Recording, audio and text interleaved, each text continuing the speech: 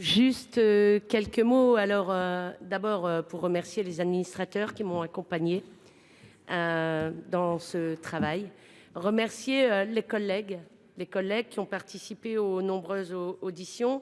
Remercier évidemment, comme ça a été dit, tous ceux et toutes celles qui se mobilisent pour Octobre Rose.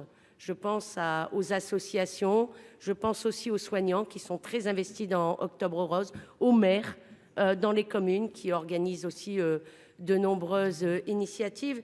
Et puis, je pense évidemment au groupe GDR, à Fabien Roussel, qui a été quand même à l'origine, avec Yannick Monnet, de cette proposition de loi. Alors, ça a été dit aujourd'hui, plus que jamais, je pense qu'il y a une question de prévention qui est posée, puisqu'il y a encore malheureusement 50% des femmes qui ne font pas de dépistage. Et donc, je pense qu'il nous faut évidemment, comme vous l'avez relevé, Madame Guillotin, insister beaucoup plus et regarder à prendre des mesures, pas pour obliger, mais peut-être pour inviter ces femmes qui ne font pas de dépistage à les faire. Alors, évidemment, comment dire les choses ? J'aurais souhaité que cette proposition de loi, vous le savez bien, aille beaucoup plus loin. J'aurais notamment voulu que les restes à charge soient moins importants sur, ça a été dit, la participation forfaitaire, sur la franchise médicale, sur le forfait en établissement. J'ai une pensée aussi pour toutes ces femmes, ça a été dit, qui ont des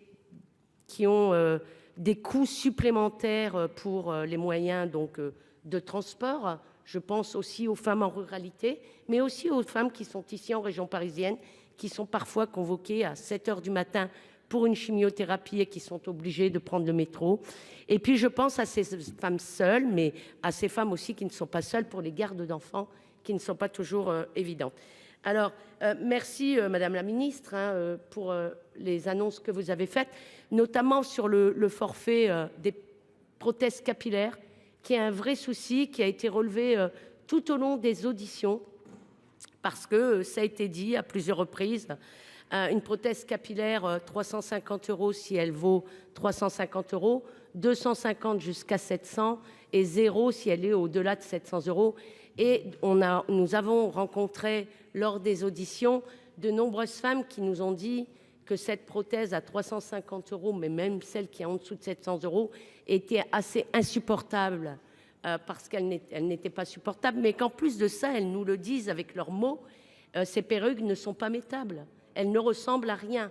Et donc, forcément, souvent, c'est au-delà de 700 € et c'est quand même une aberration. Donc, j'espère quand même que vite vous prendrez cette décision, Madame la Ministre, pour travailler sur ce sujet qui est vrai pour les femmes qui sont atteintes d'un cancer du sein, mais qui est vrai pour tous les personnes qui sont victimes d'un cancer et qui font de la chimiothérapie.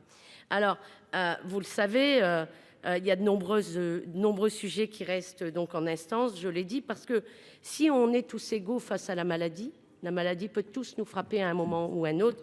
En tous les cas, nous ne sommes pas égaux face aux moyens financiers. Ça, c'est une réalité.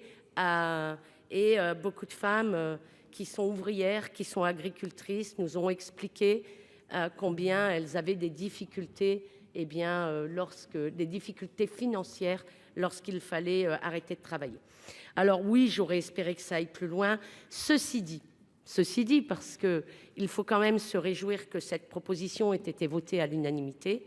Je pense que c'est une bonne chose. Et puis, je pense à ces femmes qui demain pourront bénéficier d'un forfait de 180 € pendant qu'elles sont atteintes d'un cancer du sein. Alors, mais tous les gens d'ailleurs, tous les victimes d'un cancer en règle générale, alors qu'elles ne pouvaient le bénéficier qu'une fois la guérison. Donc ça sera une bonne chose et c'est une avancée pour l'ensemble des malades d'un cancer. Je pense à ces soutiens-gorge, à ces prothèses, avec un forfait spécifique. Je pense à ce forfait pour les soins supports, crème, vernis, etc. Et je pense qu'il y a quand même dans cette proposition de loi des avancées certaines. Merci à tous. Merci madame la rapporteure.